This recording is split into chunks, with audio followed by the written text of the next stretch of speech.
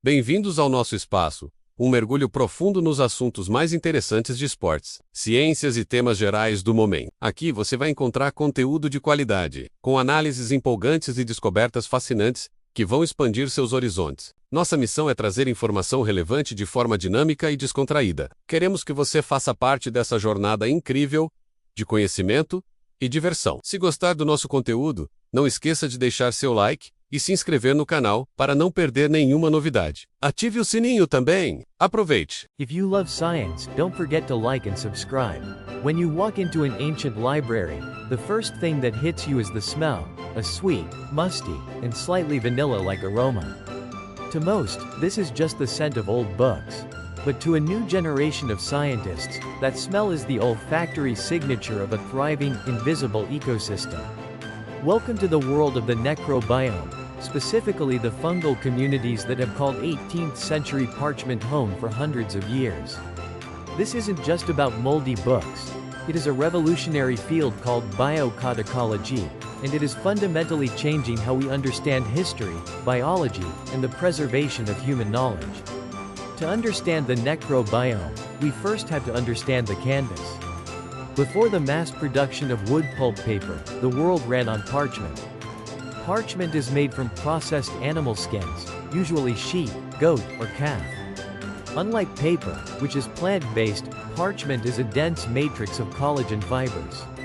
It is, quite literally, a biological record. When a scribe or a printer in the 1700s finished a book, they weren't just bound by leather and thread, they were sealing a biological capsule. Over the centuries, this collagen matrix becomes a host for various microorganisms. This is the Necro-Biome, a community of life that exists on dead biological tissue. For a long time, librarians viewed fungi as the ultimate enemy. Those brownish, rusty spots you see on old pages, known as foxing, were treated as a disease to be cured or a stain to be hidden. However, modern researchers are realizing that these fungal colonies are not just vandals, they are historians.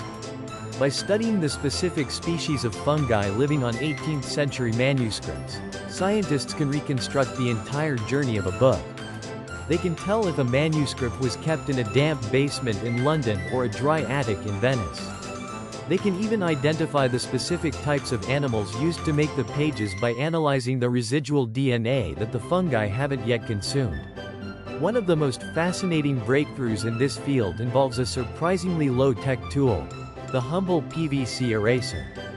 Researchers have discovered that by gently rubbing an eraser over the surface of a parchment page, they can pick up tiny fragments of proteins and fungal spores without damaging the delicate manuscript. These eraser crumbs are then taken to a lab for metagenomic analysis. By sequencing the DNA found in these crumbs, scientists can map the microbial fingerprint of the document.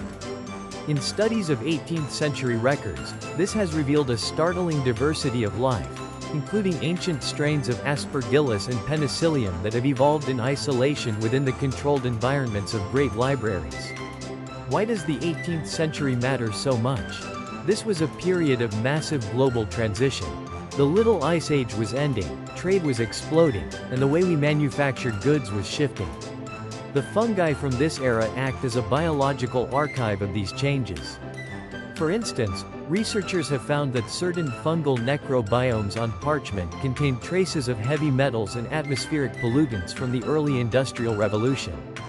The fungi literally absorbed the changing atmosphere of the planet and locked it into the pages of the books. Furthermore, these fungi provide a window into human health. As people handled these books, they left behind skin cells, oils, and even pathogens. The fungal necrobiome feeds on these organic traces, preserving chemical signatures of past diseases or even the diet of the people who handled the books. We are moving toward a time where a single page of a 1750s ledger could tell us what the clerk ate for lunch or what respiratory infections were circulating in the office that day. Library science is now pivoting from a purely physical conservation model to a biological one. Instead of just stopping decay, experts are learning to read the decay. They are discovering that some fungi actually protect the parchment by outcompeting more aggressive, destructive species.